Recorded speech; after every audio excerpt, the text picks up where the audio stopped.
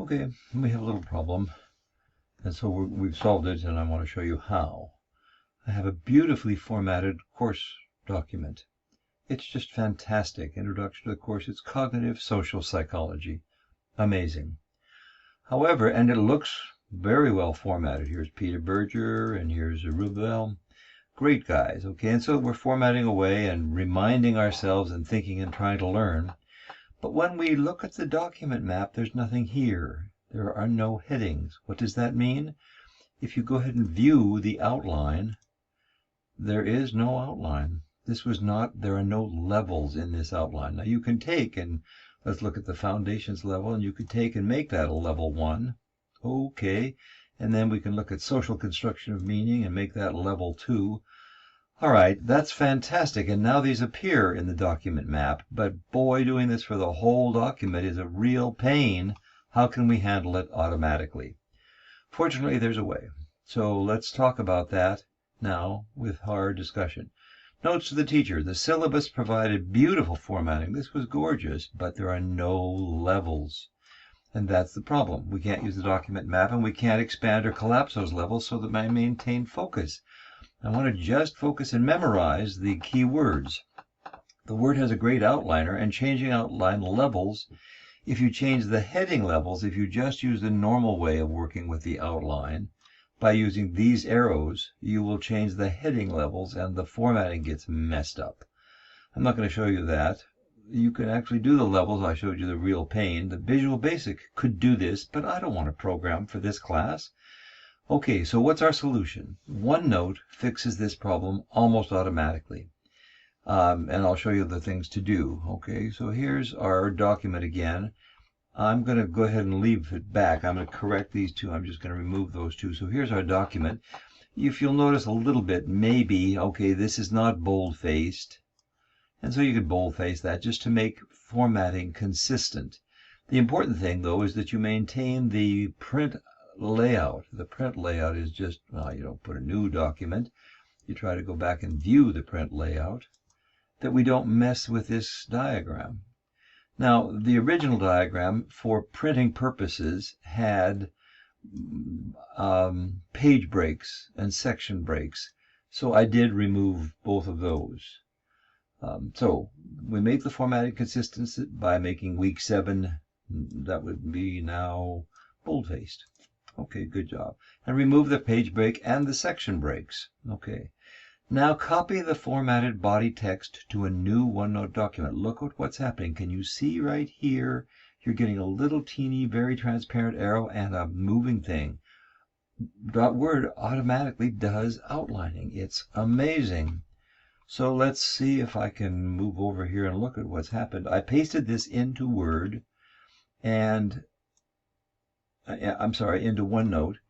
And here's the now outline that I have.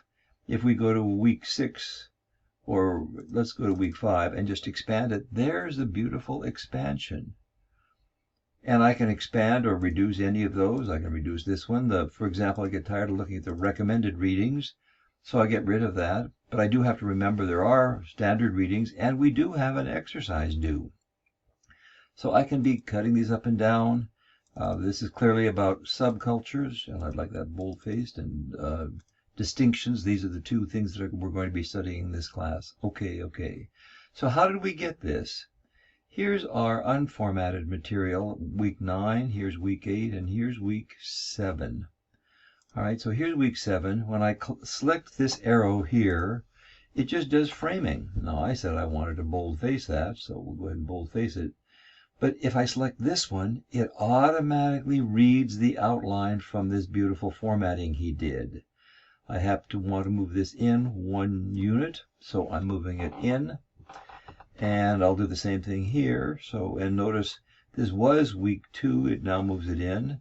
The peer reviews, rough drafts, are due at the end of week 7. So we'll move that one in, and the 2, and the 1 here became a 3. Okay, weekly accounts, we'll select that and just make it bold. I'm going to do this whole thing again. Here's the Monday assignment, move that in. Here's the Wednesday assignment, lots of stuff. Move that in, the numbers rechange, and the application is, exercise is due. I might move that one back out, select it and move it back out, so I'm reminded that at the end of this week I have an exercise due. One more time in the last week. Week number 9 was selected because there's a blank space. You can get rid of the automatic numbering, but this blank space has to be removed. Okay, so in any case, these are at the same level according to Word outline, and so OneNote didn't label them at the same level. I'll go ahead and boldface that.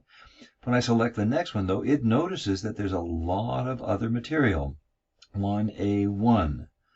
Okay, so I'm going to take this whole 1A1 and move it in. It preserved it 1A and Roman numeral I guess. We're now into Roman numerals. Here, this remains a 1, though. This was that day. Notice that we have Monday as a 1 and Wednesday is a 1 because it's at the wrong level. If I move it in, boom, Wednesday changed to be a 2. Friday is now still at a 1, original level.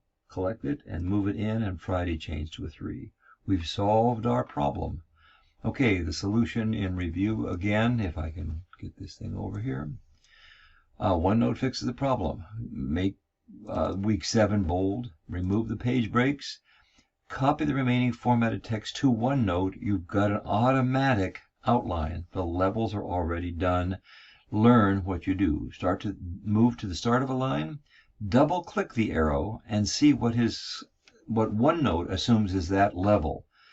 Move the selected text to your preferred place. In this case, I moved it in one side. Now I can say framing. That's the whole week is there, and if I double click that, framing collapses.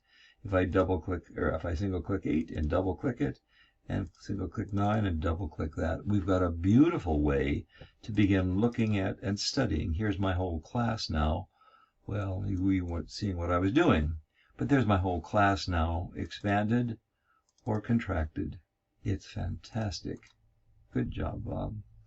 Okay, let's end this tape now. It's 7 minutes, but it may be worth it.